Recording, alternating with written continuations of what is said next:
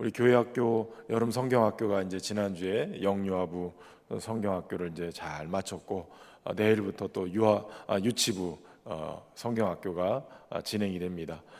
그래서 오늘 제가 이런 얼핏 보니까 이쪽이 다 유치부 교사들 같아요. 그죠? 지난주에 어딨냐고 막 일어났더니 이제 아예 딱 모아가지고 그러고 계시는 것 같은데, 오늘 우리 저분들 한번 축복 합시다. 보시기에 좋았더라. 내일 또 성경학교를 해야 되는데 오늘 은혜를 받아야 성경학교를 또 잘 감당하고, 그렇죠?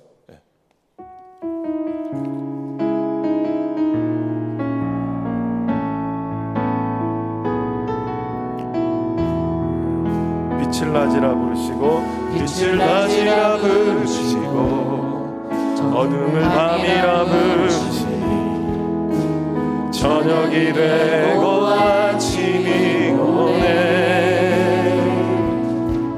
물을 바다로 부르시고 하늘의 별을 심으신 주 말씀으로 은혜를 주시니 보시기에 참 좋았더라.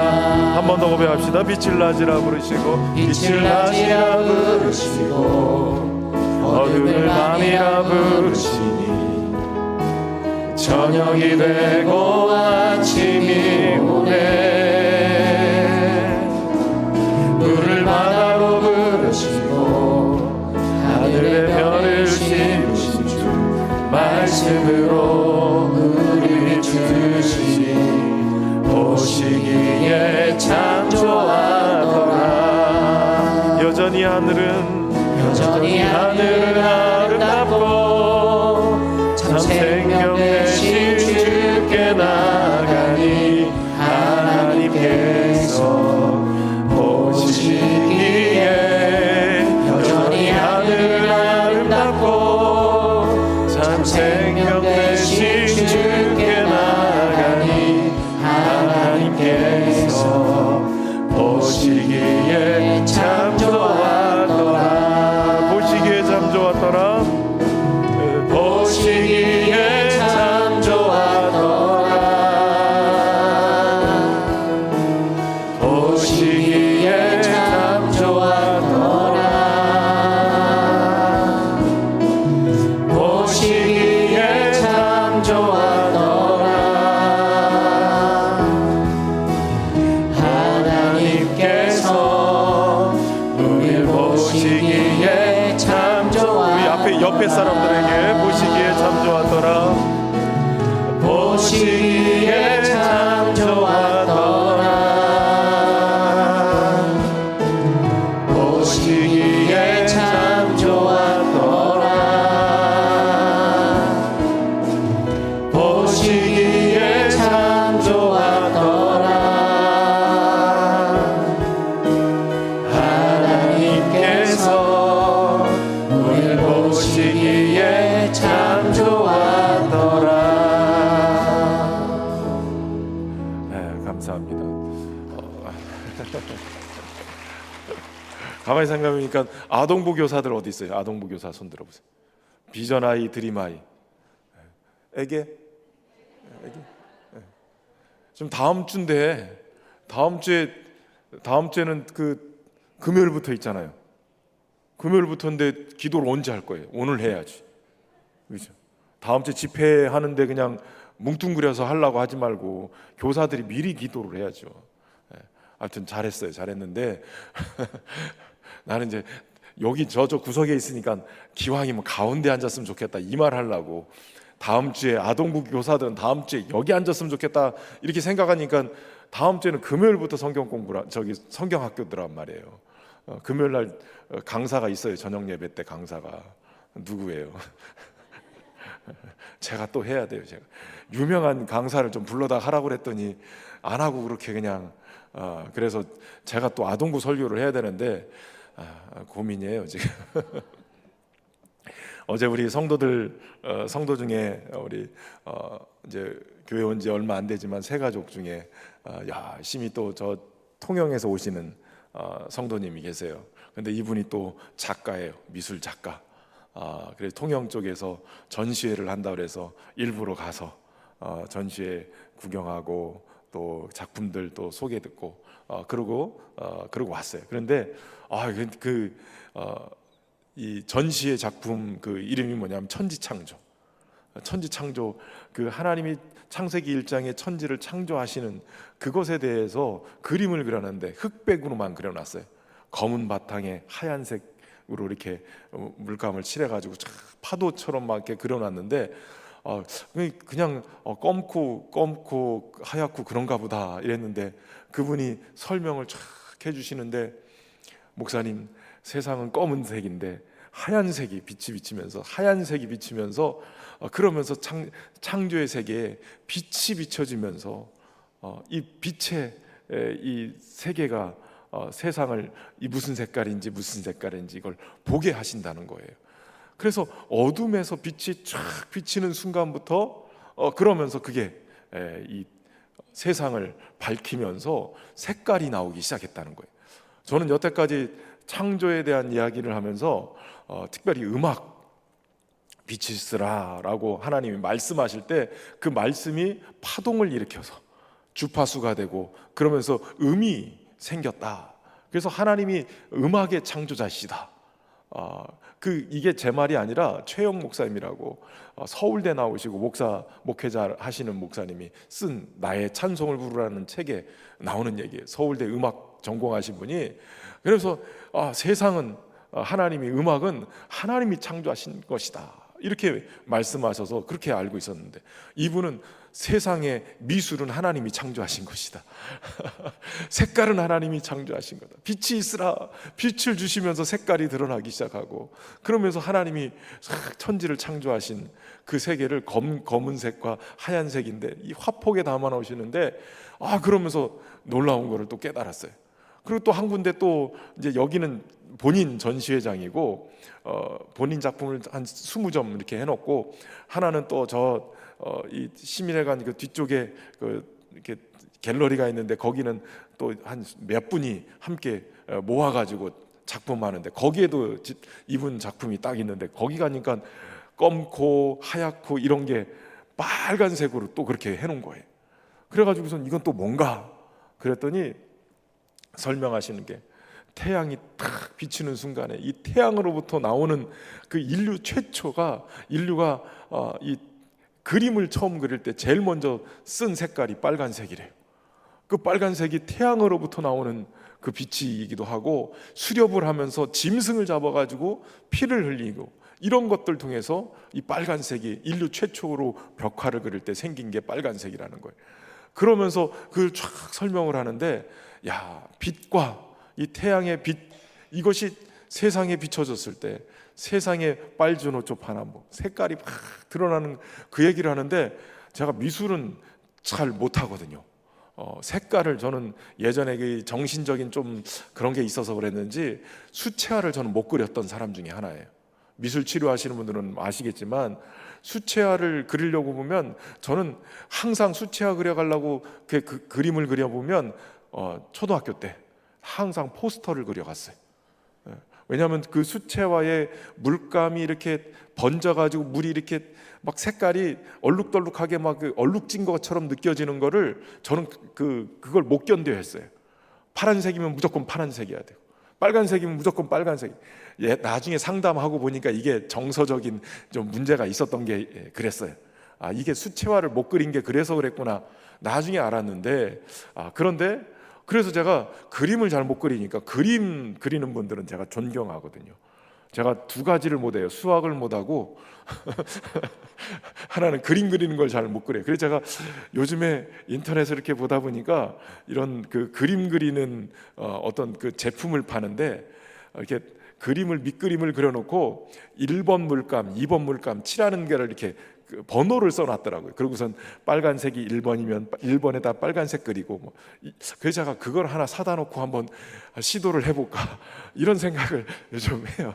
그런데 어찌됐든 간에 여러분, 그림을 그리는 세계도 빛이 비춰져야 이 빛 속에서 이 검은색도 어둠인 것 같지만, 이거 주일날 설교해야 되는데, 어둠인 것 같지만 그러나 어둠도 완벽한 색깔이래요.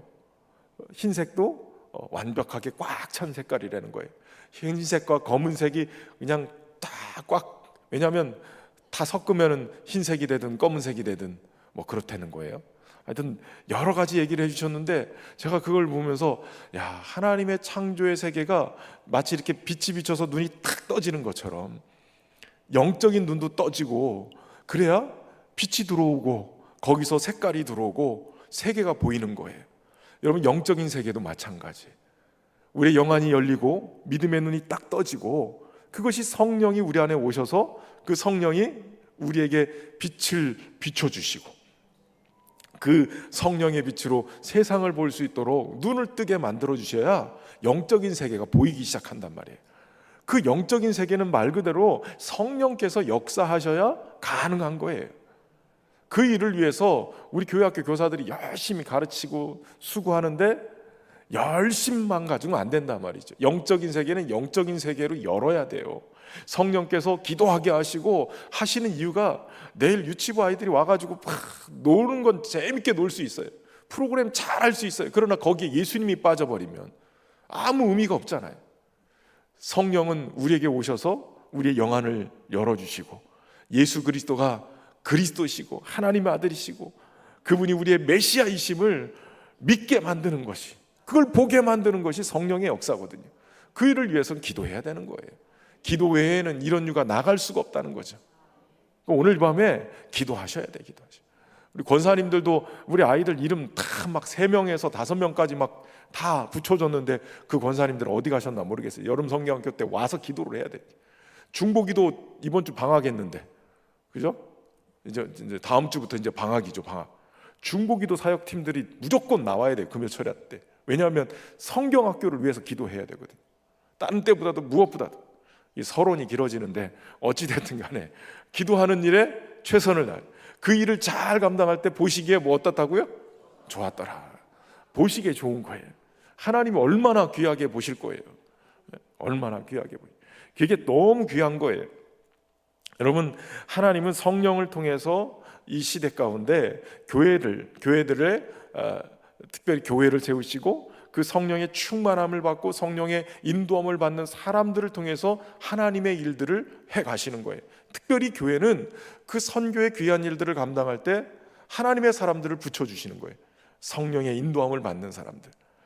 여러분, 한 사람이 성령의 인도함을 받으면 저 웨일즈의 그 젊은 청년들이, 학생들이 그냥 밖에 나가서 우리 야외에서 기도해야 하다 그러다가 팍 비가 왔어요. 그래서 헛간에 와가지고 헛간에서 건초더미 위에서 야, 우리 여기서 기도하자. 그러고서 서너 명이 모여서 기도했어요. 그 기도가 불이 붙었어요. 놀라운 성령의 역사가. 그래가지고 영국을, 스코틀랜드 이 영국을 다 뒤집어 놓은 거예요. 그걸 건초더미 기도회다 그래가지고 그때부터 기도회를 건초더미에서 모여서 기도했다는 거예요. 영국의 놀라운 부흥운동을 주도했던 거예요. 여러분, 몇 사람이 기도해도 그 기도 모임에 주님이 함께 하시고 그 주님의 마음을 품고 기도하는 사람들이 그곳에 있으면 주님이 그 일을 통해서 놀라운 일들을 하게 되는 거예요. 우리 유치부 아이들이 몇 명 되지 않는 것 같지만, 그러나 그 아이들이 한두 명이라도 변화가 되고 은혜를 받기 시작하고 그러면 그 유치부에 놀라운 부흥의 역사가 일어나는 거예요. 선생님들 중에서 오늘 제가 볼 때는 이렇게 딱 이렇게 놨을 때 출석 부른다고 했을 것 같아. 부장님들이 출석을 부르든지. 그런데 선생님들이 은혜 받고 뜨거워지면 놀라운 역사가 일어나는 거예요. 특별히 사도행전은 성령께서 기름 부어주시고 특별히 세우시는 하나님의 사람들을 통해서 어떻게 선교가 진행이 됐는가, 그것을 그려주고 있죠. 13장부터 특별히 이방인 선교를 길을 열었던 바나바와 이 바울의 이 파송 장면으로부터 시작해가지고 진행이 됐죠. 결국 그들이 구브로에 가서 복음을 전하다가 그러다가 이제는 그 섬을 떠나서 바보라는 곳으로 이전하게 되죠. 버가라는 곳으로 이전하게 되죠. 바보에서 배를 타고 버가라는 곳으로 육지로 올라와요. 그런데 그때 마가 요한이 돌아가게 되는 것 때문에 선교가 자칫 주춤할 수도 있는 상황이에요. 믿음의 훈련들이 제대로 안 됐던 젊은 이 요한이 마가가 떠나면서 같이 갈등이 일어나고 그 선교 자리가 멈출 수도 있었던 건데, 그런데 성령께서 거기에서 더 나가게 만드는 거예요. 그래서 비시디아 안디옥까지 그들이 진행하게 만드는 거예요. 멈추는 게 아니라 도리어 내륙으로 더 들어가 버린 거예요. 여러분, 믿음은 도전이에요. 멈추는 게 아니라, 사람 때문에 멈추는 게 아니라 도리어 어려움이 있으면 기도의 세계로 더 깊이 들어가야 돼요. 믿음의 세계로 더 깊이 들어가야 돼요. 그래야 그 속에 역사가 일어나는 거예요. 그 비시디아 안디옥에 가서 바울 일행이 유대인 중심으로 회당에 가서 말씀을 읽고 강론하는 일을 하게 되어져요. 그러니까 말씀을 읽고 강론하는 과정 속에 놀라운 역사가 일어나기 시작해요. 바울이 전했던 말씀은 이스라엘의 역사 속에 함께 하신 하나님, 그들의 조상들과 함께 하셨던 그 하나님이 약속하신 진정한 왕, 그 왕이 누구냐? 예수 그리스도시라는 거예요. 그 약속을 성취하러 예수 그리스도가 오셨는데, 그런데 그들이, 유대인들이 조상들의 약속하신 그 예수님이 오셨음에도 불구하고 예수님을 거절하고 십자가에 못 박았다는 거예요. 그럼에도 불구하고 바울이 전한 것은 뭐였냐면, 우리가 이 사람을 힘입어서 죄 사함을 받고 이 사람을 힘입어서 의롭다 하심을 받았다는 거예요. 다시 말하면 예수 그리스도를 힘입어서 죄 사함도 받고 예수 그리스도를 힘입어서 의롭다 하심을 받았다는 거예요. 예수 그리스도를 힘입어서 우리가 하나님께 받아들여진 자가 됐다라고 얘기하는 거예요. 여러분, 세상은 여전히 악해요. 세상은 여전히 분열을 시키고 복음을 전하는 자들을 힘들게 만들어요. 그럼에도 불구하고 하나님은 하나님의 사람들을 통해서 주의 일들을 행하게 하세요. 예수님을 힘입어서 죄사함을 받고 예수님을 힘입어서 의로운 자리로 나오기를 소망하는 사람들, 그 사람들을 주님이 여전히 하나님의 성령에 사로잡힌 사람들을 통해서 부르시고 계시는 거예요. 여러분, 그럼에도 불구하고 여기 보면, 본문의 말씀을 보면 계속 이들이 와서 반박을 해요. 그럼에도 불구하고 주의 복음은 계속 증거되고 있고, 그리고 무엇보다도 이들이 이렇게 복음을 전했을 때 다음 안식일에도 이 말씀을 좀 전해달라라고 부탁을 받죠. 그 부탁을 받고, 그리고 나가는데 보니까 흩어지는 사람들 중에 유대인과 유대인교에 입교한 경건한 사람들이 많이 바울과 바나바를 따랐다라고 얘기해요. 바울과 바나바를 벌써 하나님의 말씀의 사모함을 가지고 따르는 자들이 생기는 거예요. 하나님의 말씀에는 능력이 있어요. 이 말씀이 들을 귀 있는 자들에게 들려졌을 때 믿음을 일으키는 역사가 일어나게 돼요. 그 말씀을 들으면서 정말 그 예수님을 힘입어서 죄사함을 받고 예수님을 힘입어서 의롭다 하심을 받는 그 놀라운 복음의 역사, 다시 말하면 예수님을 믿게 되는 역사가 일어나기 시작한다는 거예요. 그렇게 말씀을 듣고 바울과 바나바를 따르는 자들이 생기면서, 그러면서 역사가 일어나요. 여러분, 성령의 역사가 일어날 때는 그 말씀을 간절히 사모하는 역사가 일어나요. 말씀 듣기를 사모하는 거예요. 여러분, 우리의 영혼이 은혜로 새로워지는 역사가 있을 때는 반드시 따라오는 게 있어요. 하나님의 말씀에 대한 사모함이 있다는 거예요.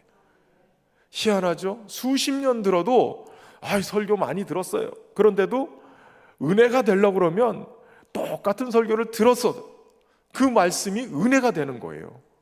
그 말씀이 막 깨달아지고 또 더 듣고 싶어지는 거예요. 사모해지는 거예요. 바울과 바나바를 많이 따랐는데 그 따른 이유가 다른 게 아니에요. 하나님의 말씀을 듣고 믿음이 생기고 그 말씀에 대한 갈급함과 사모함이 생기니까 자꾸 따르는 거예요. 저는 우리 신현교회에 이 말씀의 부흥이 일어나기를 소망합니다. 특별히 교회학교 교사들에게 말씀의 부흥이 일어나기를 소망합니다. 말씀의 부흥이 일어나면 어떤 일이 벌어지는 줄 아세요? 이 말씀이 내 안에 막 들어와서 말씀이 창조의 능력을 막 일으켜요. 예수님을 자꾸 바라보게 하고 은혜를 사모하게 하고 기도하게 되고 믿음의 세계를 자꾸 탐험하고 싶고, 무엇보다도 그 말씀이신 예수 그리스도를 더 깊이 알고 싶은 거예요. 그래서 자꾸 말씀의 세계로 막 끌려가요. 그냥 말씀에 대한. 근데 여기서 조심해야 될 거는 신천지가 오라고 그러면 가면 안 돼요. 자, 말씀 연구해보자, 뭐 비유풀이하자, 뭐 이런다고 거기 가면 안 돼. 왜냐하면 갔다가 거기에 그냥 사로잡히면 엉뚱하게 자꾸 내 생각이 플러팅, 가스라이팅 뭐 이런 거 당해가지고 완전히 엉뚱한 길로 가게 돼요. 길이 엉뚱하게 가요. 그러니까 이단이라고 아무리 해도 못 알아듣고 자꾸 돌아오지를 못하는 거예요.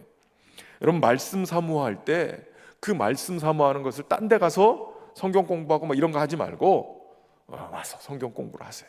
말씀 제자 훈련하고 사모하면서. 그리고 우리 사랑방에서 지금 얼마든지 함께 교제할 수 있잖아요. 말씀 나누고 주일날 들었던 설교에 다시 한번 되새김질하고 그러면서 은혜를 나눠야 돼.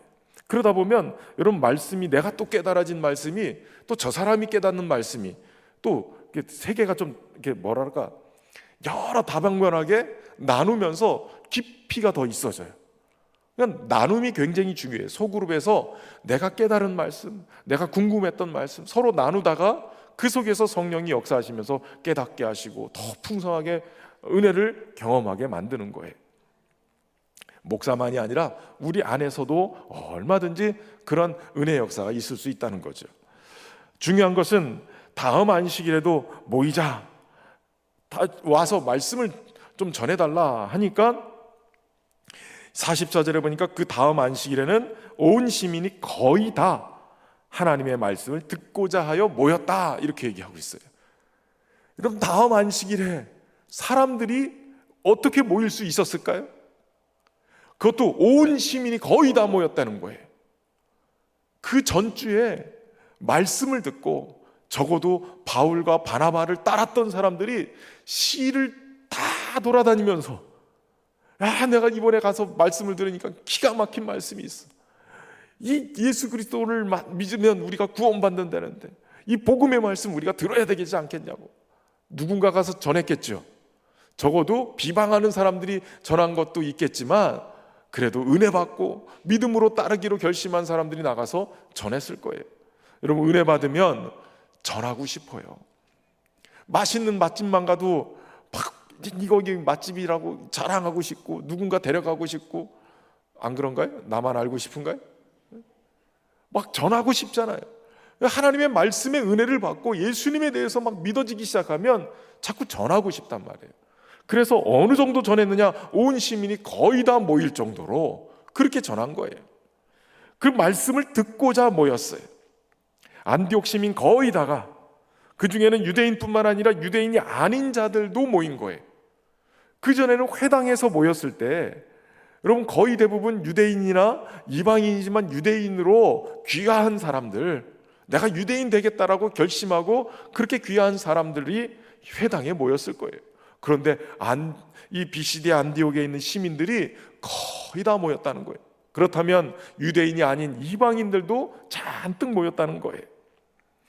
말씀에 대한 사모함, 그것 때문에 말씀을 듣고자 해서 모였다는 거예요. 여러분, 말씀에 대한 사모함은 바로 여기에 성령이 역사하고 계시다는 증거예요. 이 사모함, 이게 영적인 은혜입니다. 하나님께서 몰아주시는 거예요. 내일 유치부가 몇 명 나올지 모르지만 유치부 아이들 몰아주셔야 돼요. 적어도 거제시에 있는 우리 유치원 아이들 몇 명인지 저희 유치원 선생님 한번 원장님 알려주세요. 거제 애들이 몇 명이에요? 유치원 애들이 몰라요? 우리는 6세 7세 반이지만 지금 거제에서 유치원들이 다 폐업할 정도로 유치부 아이들이 없대요. 지금 교회에서 유치원 운영하는 데도 지금 난리도 아니에요 지금. 그런데 그럼에도 불구하고 유치부 아이들이 있어요. 밖에 나가 보면 유치부 아이들, 유치부 그 연령대 아이들 엄청나게 있어요. 돌아다녀 보면 우리 동네도 그렇고 많이 있어요. 그 영혼들을 다 구해내야죠. 예전에 유치부의 영광이 이번에 다시 불붙기를 주의 이름으로 축원합니다. 유치부가 확 올라와야 돼요. 유치부 예전에 몇 년 전만 해도 지금 그 인원의 4배, 5배가 있었어요. 아시죠? 그거보다 더 많게 부흥시킬 수 있기를 바랍니다. 자, 그런데 여러분, 예수님이 이런 얘기하셨어요. 아버지께서 내게 주시는 자는 다 내게로 올 것이요 내게 오는 자는 내가 결코 내쫓지 아니하리라. 예수님은 하나님 아버지가 나에게 주시는 것, 영혼들은 다 내게로 올 것이다라고 얘기해요. 지금 오늘 기도해야 될 거는 하나님 예비하신 영혼들을 보내주십시오. 내쫓지 말고 보내주십시오. 보내주십시오. 우리 신현교회도 내쫓지 말고 자꾸 보내달라고 그래야 돼요. 근데 갈등이 일어나면 자꾸 내쫓는 상황들이 벌어지는 경우도 가끔 있어요. 근데 여러분, 우리 안에 주님이 주신 은혜를 품고 다 주님이 주신 영혼들을 다 받아들일 수 있어요. 근데 중요한 것은 하나님께서 예비하신 영혼들을 그렇게 보내주셔서 지금 온 시민들이 다 모여서 말씀을 듣는 거예요. 말씀을 들을 때 그때 이 말씀을 듣는 과정 속에 두 가지 반응이 나타나요. 중요한 것은 유대인들의 반응이죠. 그럼 오늘 본문의 45절에 보면 이 유대인들이 그 무리를 보고 시기가 가득하여 바울이 말한 것을 반박하고 비방하거늘 이렇게 얘기해요. 큰 무리들이 모이는 것을 보고 시기가 가득하여서 비방하였다. 반박하고 비방하였다. 여러분, 자신들이 주목받아야 될 그 자리에 바로 바울과 바나바가 전한 예수 그리스도가 주목받게 되고, 자신들이 유대인들이 조상들의 약속을 통해서 하나님이 보내신 메시아를 십자가에 매달아 죽였는데, 근데 그분이 부활하셔서 다시 오셨다는 그 메시아적인 그런 복음을 전했을 때 그분께로 향하는 그 시선을 보면서 시기가 가득한 거예요. 여러분, 복음을 전할 때 시기가 가득한 모습도 있어요. 근데 이게 유대인들만 그러냐? 여러분, 교회 안에도 그래요. 가끔가다 아직 여전히 육에 속한 자들, 누군가 막 은혜 받고 누군가 열심 내면 그걸 보고 시기가 가득한 경우가 있어요.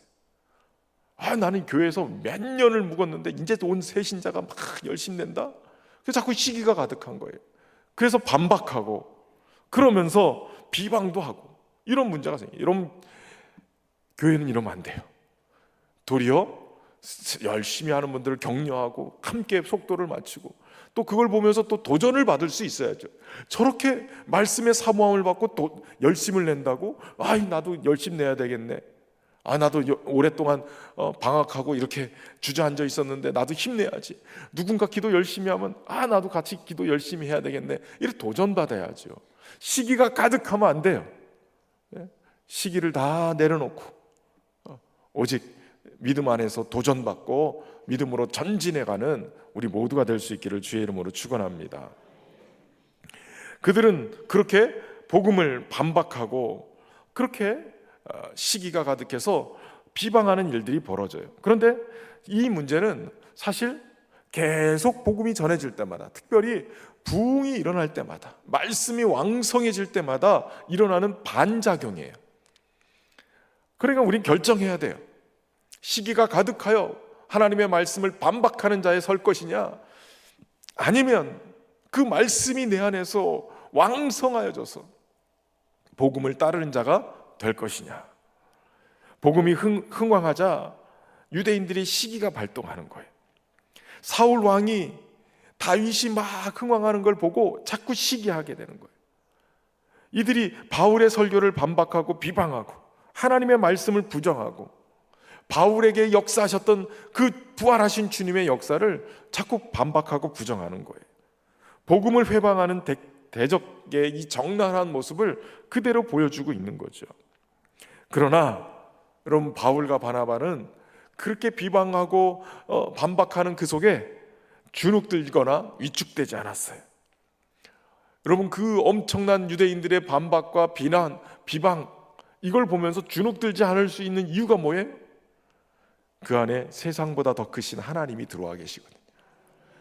사망 권세를 깨뜨리고 무덤에서 부활하신 그 생명의 주님이 그 안에 계시거든요. 그렇기 때문에 바울과 바나바가 담대하게 말하여서 외친 거예요. 여러분, 복음이 진리가 선포될 때 악한 마귀의 권세가 깨트려지고 그 거짓이 드러나기 때문에 계속 비방하고 반대하는 거예요. 그러나 그럴수록 믿음의 사람들은 더 담대해져야 돼요. 그리고 복음 안에 선포해야 돼요. 그들의 비방과 시기, 그 반박, 여기에 휘둘려서는 안 돼요. 여기저기서 혹시라도 육체의 일을 따르는 자들의 반박과 비방, 시기가 막 일어나면 그것에 대해서 담대하게 기도하고 맞서야 되는 거예요. 그래야 마귀의 관계를 능히 대적하기 위해서 하나님의 전신갑주를 입고 마귀를 대적하면 너희를 피하리라. 담대하게 깨어서 근신하면서 이 우는 사자와 같이 삼키려고 다가오는 이 마귀의 관계를 깨트려 버리고 믿음으로 담대하게 서는 우리 모두가 되기를 주의 이름으로 축원합니다. 찬양곡하고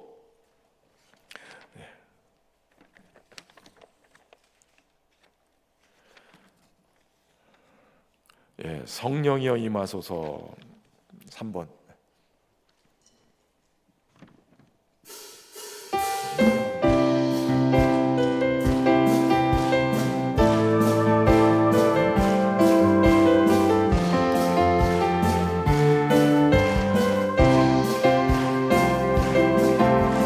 성령이여 임하소서 내 마른 나의 심령에 주님의 은혜에 담비 내려 나를 벅적 젖주옵소서. 주의 권세 주의 능력 지금 이 시간 임하셔서 악한 권세 모두 깨뜨리고 주님 나라 임하소서.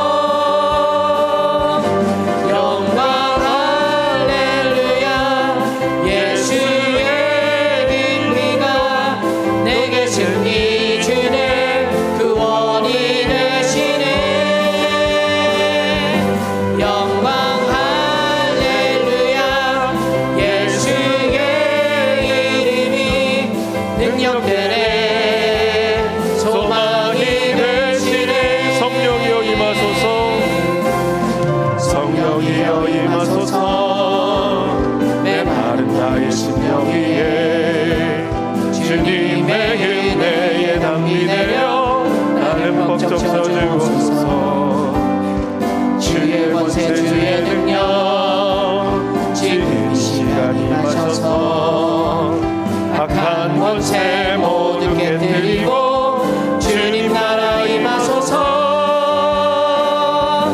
영광 할렐루야 예수의 그 피가 내게 승리 주네 구원이 되시네. 영광 할렐루야 예수의 이름이 능력되네 소망이 되시네. 영광 할렐루야 영광 할렐루야 예수의 그 피가 내게 승리 주네 구원이 되시네. 영광 할렐루야 예수의 이름이 능력되네 소망이 되시네. 할렐루야. 여러분의 영혼이 말씀 안에서 살아나기를 주의 이름으로 축원합니다. 그렇게 이방인들도 같이 모여 있는 회당에 유대인들이 계속 반박하고 비방하고 이런 상황에 바울과 바나바는 담대하게 맞섰어요. 그런데 그들이 전했던 말이 뭐냐면 하나님의 말씀을 마땅히 너희에게 먼저 전할 것이로되 너희가 그것을 버리고 영생 얻기에 합당하지 않은 자로 자처했다라고 파악을 한 거예요. 다시 말하면 이 뒤에 먼저 하나님의 말씀을 받은 유대인들에게 또 다른 사람들은 성경을 모르지만 너희들은 하나님의 말씀 성경을 이미 알기 때문에 너희들에게 이 복음을 먼저 전한 건데 너희가 이렇게 반박하고 비방하고 받아들이지 않으니 이제는 너희에게서 떠나 다른 곳으로 가겠다는 거예요. 다시 말하면 이방인을 향해서 가겠다는 거예요. 그러면서 바울은 지금 이 주께서 이같이 우리에게 명령하시되 내가 너를 이방인의 빛으로 삼아 너로 땅끝까지 구원하게 하리라 하신 이 이사야 49장 6절의 말씀을 근거로 해서 이렇게 복음을 전하는데 하나님의 말씀을 먼저 받았던 선택된 백성이라는 유대인들이 받아들이지 않으니 이 말씀이 이 뜻이구나라고 바울은 깨달은 거예요. 다시 말하면 이곳에서 바울과 바나바 일행은 유대인들에게 먼저 전했던 이 선교 전략을 바꾸기로 결심해요. 저렇게 반박하고 받아들이질 않으니 여기에 구원받을 영혼이 있는 게 아닌가 보다. 그러고선 이방인을 향해 가겠다. 말씀이 깨달아지는 거예요.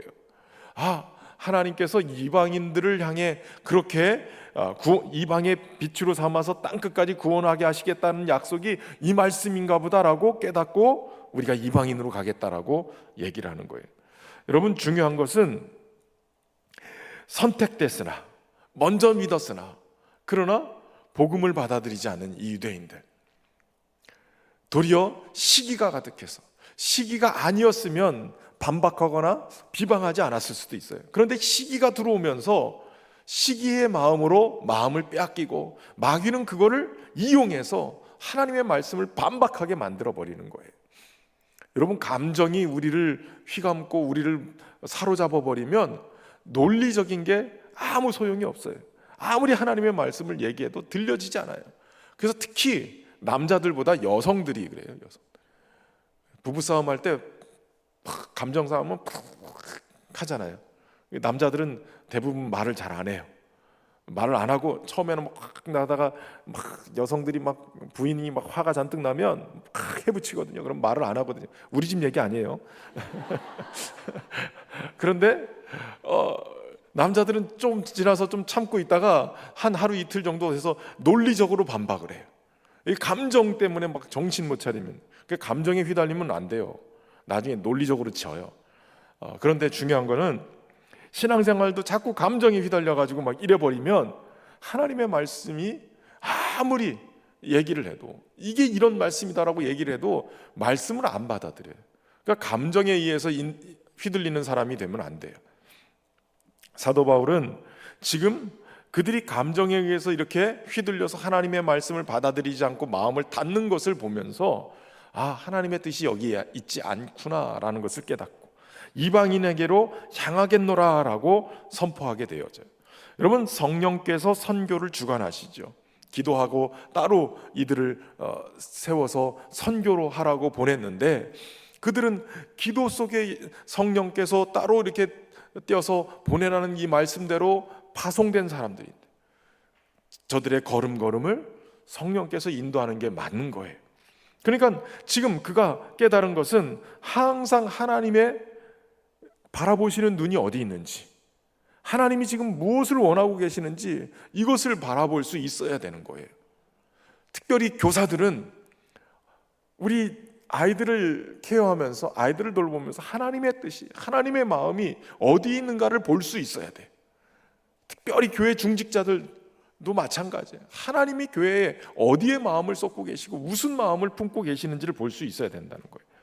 시편 123편 2절에는 이렇게 고백하고 있어요. 상전의 손을 바라보는 종들의 눈같이, 여주인의 손을 바라보는 여종의 눈같이 우리의 눈이 여호와 우리 하나님을 바라보며 우리에게 은혜 베풀어 주시기를 기다리나이다.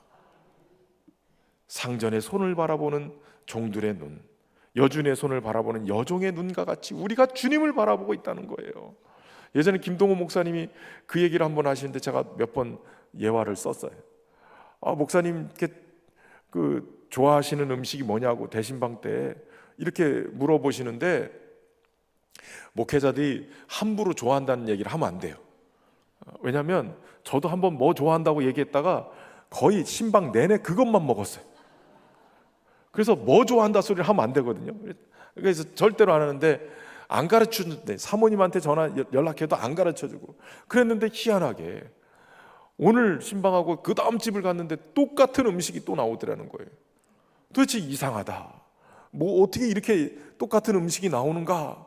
그랬더니 목사님한테 알려달라고 그래도 안 가르쳐주지, 부목사님한테 알려달라고 그래도 안 가르쳐주지, 사모님한테 알려달라고 그래도 안 가르쳐주지.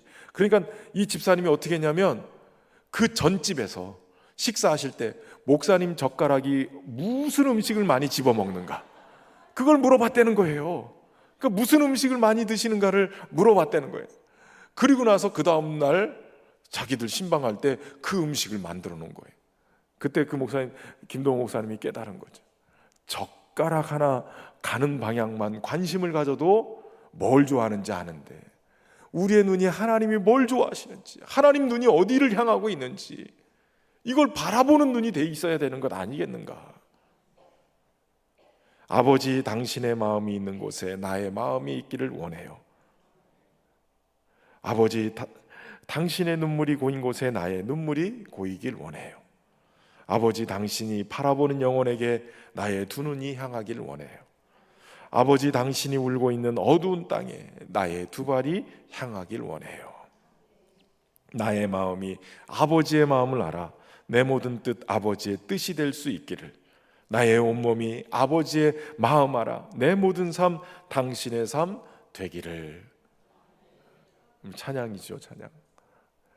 우리의 마음이 주님을 향하고 있어야 돼요. 바울이 그것을 알았어요.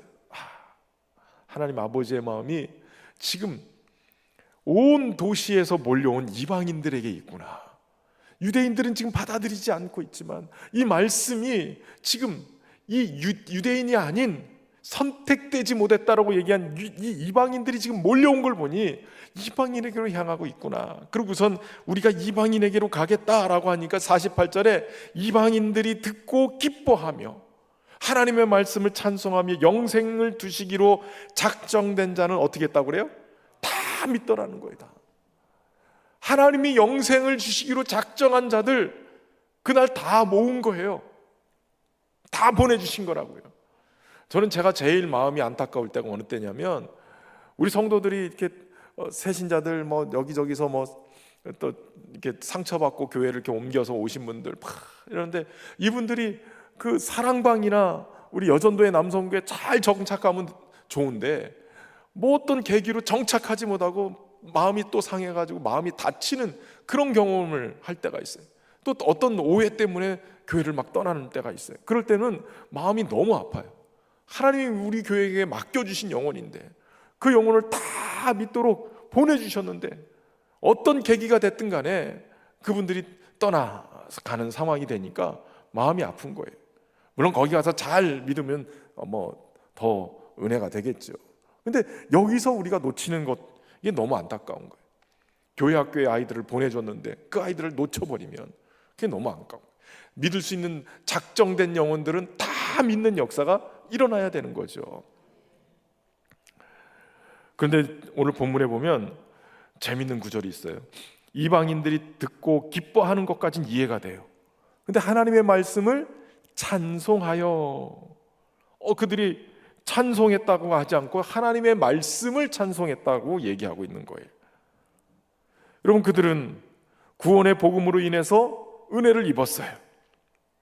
그들도 믿기로 작정하고 하나님의 말씀이 찬송이 되는 삶을 살아내기 시작한 거예요. 여러분, 여기서 중요한 것은 복음을 받아들인 자가 먼저 되게 하는 역사를 이루신 거예요. 여러분, 말씀을 받아들이면 우리가 나중 됐어도 먼저 되는 역사가 있어요. 아무리 예전부터 믿었다 할지라도 말씀을 제대로 받아들이지 않고 복음을 제대로 받아들이지 않으면 먼저 되기는커녕 나중 되는 일들이 벌어져요. 그러니까 말씀의 은혜를 그래서 입어야 돼요. 복음을 내 삶 속에 경험하고 살아가야 돼요. 처음 신앙생활 한 성도들 무시해서는 안 돼요. 은혜 받고 말씀 안에 있으면 적어도 이들이 말씀을 붙들고 몸부림을 치면서 1년, 2년 살아내면요 10년, 20년 교회 생활하고 말씀 없이 살아간 사람들보다 더 견고한 믿음으로 설 수 있어요. 오래 믿었다고 제가 막 비방하는 게 아니라 말씀으로 잘 이렇게 기본기를 다지면 그렇다는 거예요. 여기 특별히 하나님의 말씀을 찬송했다라는 이 찬송했다는 말은 독사조라는 얘기인데 찬미하다, 존경하다, 공경하다라는 뜻을 가지고 있어요. 그러니까 하나님을 영화롭게 하고 그분의 존재하심, 또 그분이 일하심, 이 모든 것들을 다 인정하고 하나님을 존경하고 공경하기로 결심했다라는 거예요. 그리고 이런 자들에게 하나님이 영생을 주시기로 한 그 모든 것을 다 믿게 하신. 여러분, 내가 믿어주는 거예요? 하나님 믿게 하시는 거예요? 이때쯤 되면 좀 헷갈리죠. 내가 믿는 건 내가 믿는 것 같은데 성령이 내 안에 믿음을 주셔서 믿게 하시는 역사죠. 그래서 내가 믿는 거 100%, 하나님이 믿게 하신 것 100%, 이게 같이 어우러져야 돼. 하나님이 우리에게 가만히 은혜로 깨닫게 보면 내가 믿고 싶어서 믿은 게 아니라 하나님이 믿게 하셨으니까 믿는 거예요. 근데 내가 믿음으로 또 반응해서 믿게 되니까 성령이 내 안에서 믿게 하시는 거죠. 조는 분은 이게 뭔 소리인지 모를 거예요 아마. 정신이 멀쩡할 때 이게 들어야 이게 뭔 소리인지 알죠. 내가 믿는 것도 100%지만 하나님이 믿게 하신 것도 100%예요. 근데 믿고 나서 보면 하나님이 나를 믿게 하신 거라니까요. 이게 깨달아지면 이게 은혜인 거예요. 그들은 믿게 되는 역사가 있어요. 왜냐하면 하나님의 말씀을 내가 찬송하는 거예요. 그 말씀을 공경하고 하나님의 말씀으로 내가 받아들이고 믿기로 결심하니까 믿어지는 역사가 일어나는 거예요. 여러분, 하나님의 말씀을 사람의 말로 듣지 않고 하나님의 말씀으로 듣기 시작하면 그 말씀이 내 안에서 놀라운 역사로 나타나게 되는 줄로 믿습니다. 하나님의 말씀을 존경하고 그 말씀을 영화롭게 하는, 그래서 하나님을 영화롭게 하는 그러한 사람들은 더욱더 영생을 누리는 역사가 있게 돼요. 그러한 은혜가 우리 모두에게 일어나기를 주의 이름으로 축원합니다. 그리고 마지막에 보면 이 핍박 속에서 주의 말씀이 두루 지방에 퍼지기 시작해요. 유대인들은 받아들여지지 않았으나 이방인들이 이걸 받아들이면서 가서 복음을 전했겠죠. 그러니까 그들로 인해서 주의 말씀이 그 지방에 두루 퍼지는 역사가 일어나기 시작해요. 비시디아 안디옥의 이 지역에 곳곳마다 하나님의 말씀을 받아들이고 믿은 자들이 가서 그 말씀을 또 전하기 시작하니까 놀라운 부흥의 역사가 일어나게 되는 것이죠. 그런데 문제는 50절이에요. 이에 유대인들이 경건한 귀부인들, 그 신의 유력자들을 선동해서 바울과 바나바를 박해하게 하고 그 지역에서 쫓아내버리는 거예요. 복음은 계속 전해지는데, 하나님의 말씀은 계속 믿음의 역사를 일으키는데 중요한 사역자들은 쫓겨나는 상황이 벌어져요. 이 유대인들은 어디가 힘이 있는지 알아요. 귀부인들과 유력자들을 선동해서 바울과 바나를 쫓아내버려요. 박해하게 해서. 여전히 세상은 그렇게 돌아가고 있어요. 그러나 중요한 것은 그렇다 할지라도 그렇게 박해해서 쫓아내는 그들에게는 구원이 임하지 않지나, 그러나 구원받지 못했던 이방인들, 그들에게 향하는 이 복음은 여전히 증거가 되어지는 거예요. 근데 중요한 것은 52절이에요. 그들이 그럼에도 불구하고 발에 티끌을 떨어버리고 이고니온으로 가게 됩니다. 그리고 52절에 이렇게 얘기하는 거예요. 제자들은 기쁨과 성령이 충만하니라. 이 박해라는 단어가 디오그모스라는 단어인데 학대하다, 괴롭히다라는 뜻이에요. 복음을 전하고 복음이 점점 막 놀라운 부흥의 역사를 이루는데 계속 주의 종들은 학대를 받고 있는 거예요. 괴롭힘을 당하고 있는 거예요. 너무 힘든 거예요. 그런데 제자들은 뭐예요? 기쁨과 성령이 충만하다는 거예요. 주의 일들을 감당할 때 때로는 괴롭고 힘든 일도 있어요. 어려워요. 그러나 주님께서 함께 하시고 여전히 복음의 역사를 일궈가는 거예요. 그렇기 때문에 기쁨과 성령이 충만한 역사가 일어나는 거예요. 뭐 1년에 몇 번 아니고 한 번 성경학교 하기 때문에 며칠 전부터, 몇 주 전부터 막 열심히 교사들이 막 준비하고 막 애쓰고 막 이러는데 당장에 눈앞에 막 좋은 일이 펼쳐지면 그것으로 기뻐할 수 있겠죠. 그러나 그렇지 않아도 도리어 기뻐하고 성령의 충만한 역사를 놓치지 말아야 돼. 무슨 얘기냐면 성경학교 끝나고 기쁨도 잃어버리고 성령 충만도 잃어버리고 다 됐노라 하고 그냥 폭곡거라지면 안 된다는 얘기예요. 도리어 학대가 있고 박해가 있어도, 어려움이 있어도 사역을 마치고 난 다음에는 기쁨이 충만해야 되고 성령이 충만해야 된다는 거예요. 영유아부 교사들 손 들어보세요. 그래도 나왔어. 지난주에 끝났으니까 안 나와야지 이러는 사람은 다행히. 그게 제대로 된 사역자들이라는 거예요. 제대로 된 교사인 거예요. 여기서 끝나는 게 아니라 후속 AS를 해줘야 돼. AS를. 이 아이들을 위해서 계속 중보기도 해줘야 되고 그런 역사가 일어나야지.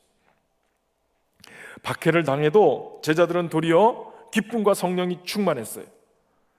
뒤집으면, 이 말을 뒤집으면 기쁨과 성령이 충만한 것은 박해 속에서도 그들은 주님을 잃지 않았다는 거예요. 주님과 동행했다는 거예요. 다시 말하면 그들에게 기쁨이 되고 성령으로 충만케 하시는 이는 누구시냐면 주님이시라는 거예요. 사역 다 끝내놓고 주님도 빠이빠이 하고 방학해버리면 아무 소용이 없는 거예요. 그러나 이 사역을 잘 감당할 때도, 감당하는 동안에도 박해도 견디게 하는 것도 주님이시고, 또 이 박해를 떠나서 또 다른 사역지로 가는 것도 주님이 하시는 거예요. 모든 것들이 다 주님이 함께 하시는 거예요. 주님과 함께 동행하는 삶, 그 속에 기쁨이 있고 그 속에 진정한 성령 충만이 있는 거예요. 그러니까 하나님과 올바른 관계 속에 있을 때 우리가 경험할 수 있는 최고의 복이 뭐냐? 기쁨이고 성령 충만인 거예요. 이 기쁨, 성령의 열매이죠. 지난달에 우리가 함께 나눴잖아요. 기쁨. 박해 속에서도 기쁜 것은 성령 충만하니까 가능한 거예요. 하나님과 올바른 관계 속에 사니까 기쁜 거예요. 그러니까 여러분, 우리 안에 믿음을 가지고 주님과 동행하면서 이 은혜를 함께 누리며 살아갈 수 있기를 주의 이름으로 축원합니다.